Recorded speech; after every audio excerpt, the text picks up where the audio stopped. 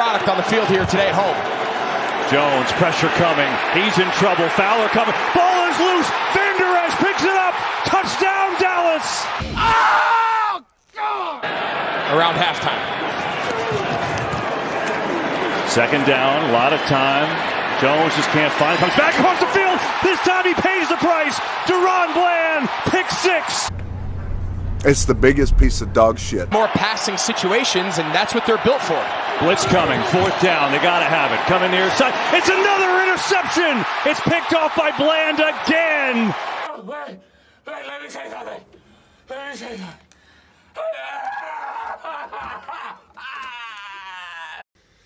Welcome back, everybody, to Sporting with Smitty. I'm your host, Smitty, and the score says it all. And honestly, there's only one positive about this game, and then that's when it was over. I mean, the utter embarrassing, humiliating game that was, it's just... nothing was good. And I'll go down the line. Starting with the play calling on offense. Once again, dog shit. The first drive, you got excited. At least I did.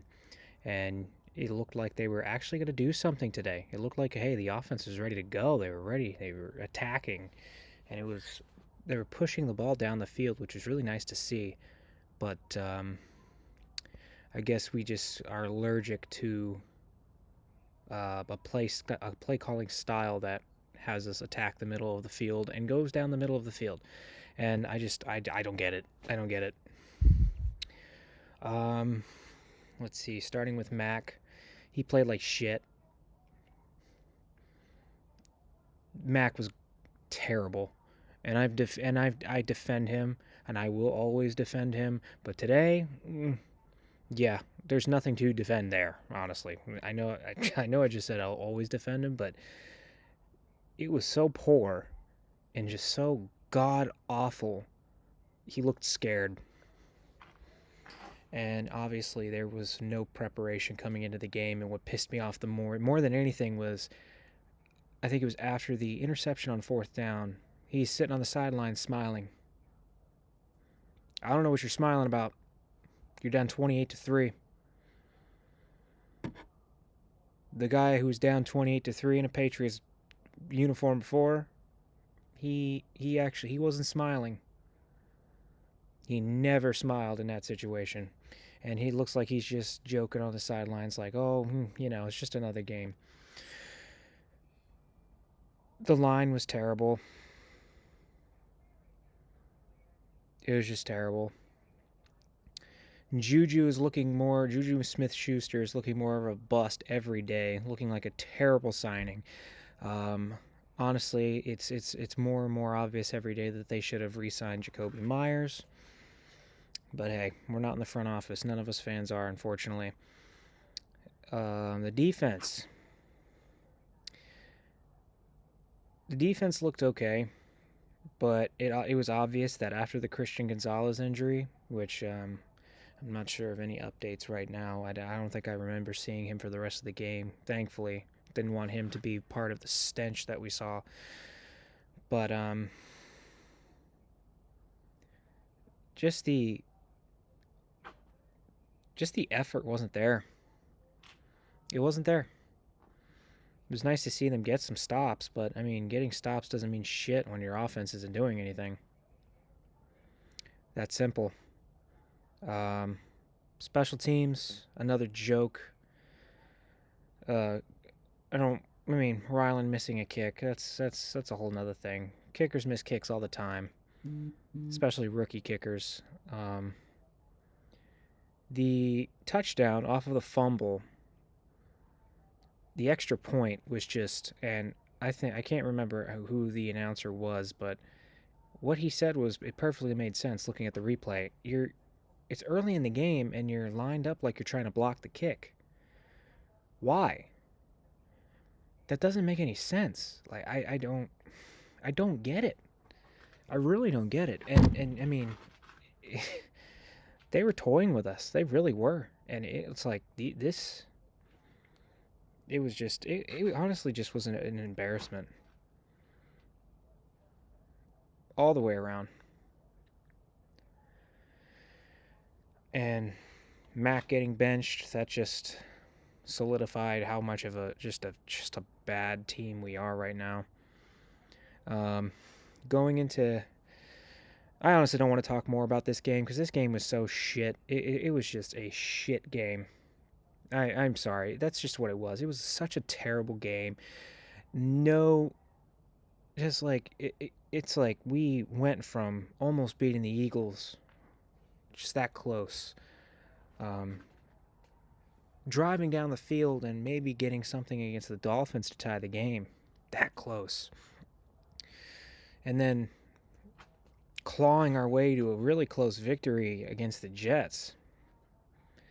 You're thinking, okay, Dallas coming off of really just a shocking loss to Arizona, even though Arizona has played hard all year long, even though they're not picked to really win any games, but they still played hard, and they play hard, and, got to give them credit for that. But, I mean, also, looking back on it, Dallas not having basically a majority of their starters in that game against Arizona, I mean, you still got to play and you still got to perform, but, I mean, when you're missing basically, I think I read a report where they were missing basically their entire offensive line. And they just came in today. They were pissed. And, I mean, this offense is just terrible. It really is. Yeah, I don't see any way that this offense can get better right now until late in the season. But, I mean, at this point, you really got to think what's next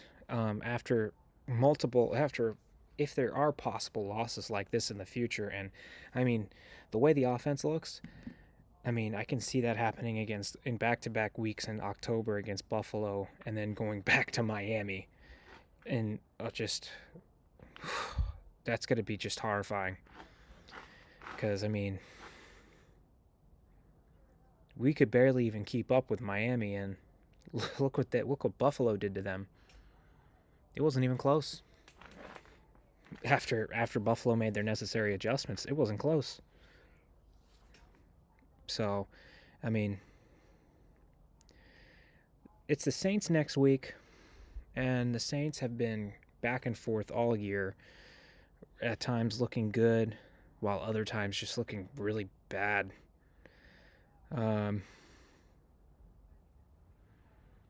This whole offensive struggling, it really just stems from the offensive line and Mac's inability to,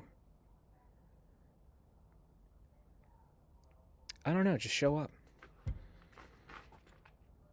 I don't know what it is. There's sometimes I looked at him today and I was just like, does he really have it? Does he really have the talent and the ability to be successful in the NFL? I know Tyreek Hill on a podcast the other day said they just need weapons around him, but I mean, when can we get weapons? When is Bill ever going to take that chance at getting or trading a pick away for a weapon, a top wide receiver? He had the opportunity to do it. New England at one point, after Brady left, right after that season, was in a position to maybe make a trade for Stephon Diggs in Minnesota, but it didn't happen. It didn't happen. And now you see him, he's going to be killing us for the next 5 years. So, I mean, it all stems to what Belichick is going to do. And Belichick doesn't look like he doesn't just really look like he's up to the task anymore to make those type of deals. He really isn't. He's not willing to give away a first-round pick, and I don't think he ever will. I can't, off the top of my head, remember him actually straight up trading away a first-round pick. Off of the top of my head. Please comment below if you remember a moment where Bill Belichick traded away a first-round pick. Because I don't know, that might be different when he was with Cleveland, but with New England, I don't remember it. He's traded down, but I don't count that. I'm talking about him making a solid trade, a first-round pick or even a second-round pick for a top talent receiver in football, or just a top offensive weapon. I mean, people are going to say, oh, Randy Moss. Nobody thought Randy Moss was going to go off in New England. Everybody thought he was done. He was a team cancer. And then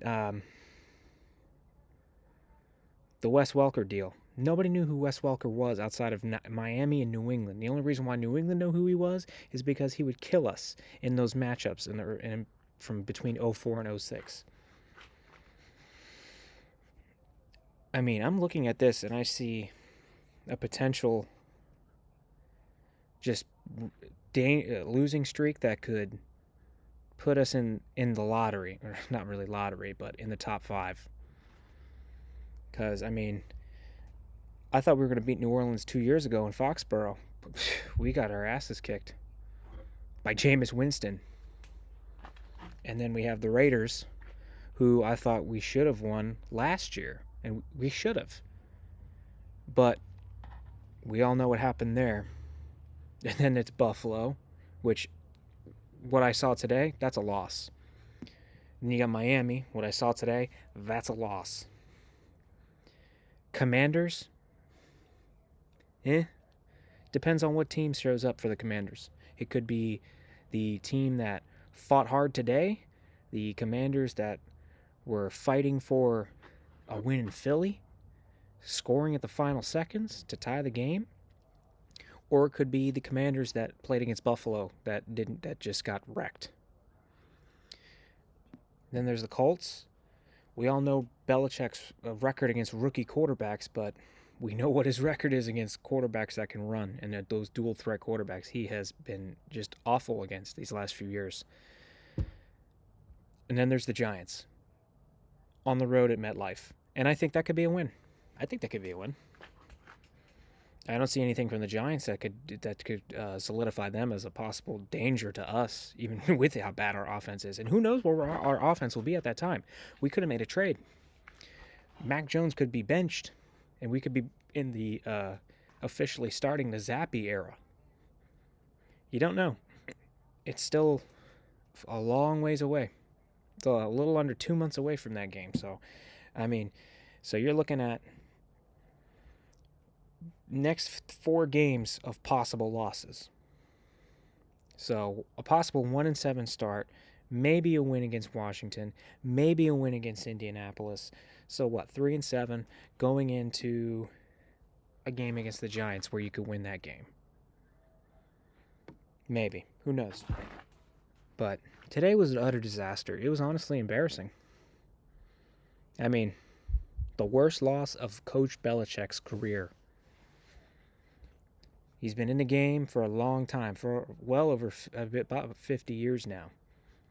He holds the record for most consecutive seasons coaching in the NFL. Obviously not at the head coaching position, but still. But worst loss as a head coach.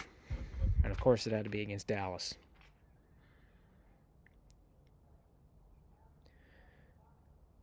So it's another week next week where New England is staring down another team where you're thinking, okay, I mean, the season's on the line again. I didn't even know why I'm in the mindset of playoffs, but it's shocking. It really is. I expected us to at least play hard. I didn't expect a win. I wasn't expecting a win. I was expecting them to at least play hard and show up and play with some pride, but they didn't have that. So we'll see what happens next week against the Saints. Obviously, Derek Carr, we don't know about what his situation is going to be when it comes to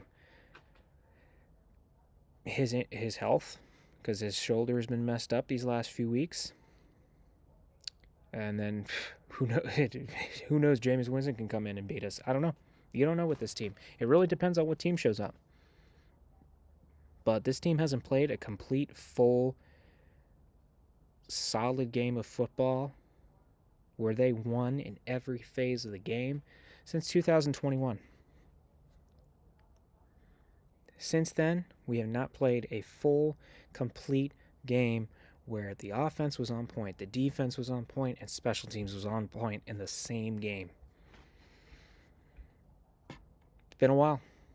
Maybe, hopefully this weekend, I think maybe they can break the tide. Maybe they can turn the tide and play that full game. we'll see. Join back next week. It will be a 1 o'clock game at home at Foxborough against the New Orleans Saints. Hopefully New England can get their first win at home this year. Another thing that's kind of shocking, really, is their home record these last few years. It's been really disappointing. Really disappointing. They don't show up at home. Gillette is more of a doormat. So, but then again, like I said, join in next week. I'm going to be streaming the game. Love for comments. I appreciate the new subscribers. But please, again, like, comment, subscribe. Tell me how you're feeling about this game. Let it all out. I did. But, yeah, I mean, next week is a big game. They're all big games, but next week is another big game to maybe see if Mac Jones is that guy. That's going to be a big game for him as the starting quarterback of this team. Is he going to show, hey, I got my ass kicked last week. We fell on our face, but you know what? I'm going to lead this team back. So we'll find out. Join back next week. See you then. Go Pats.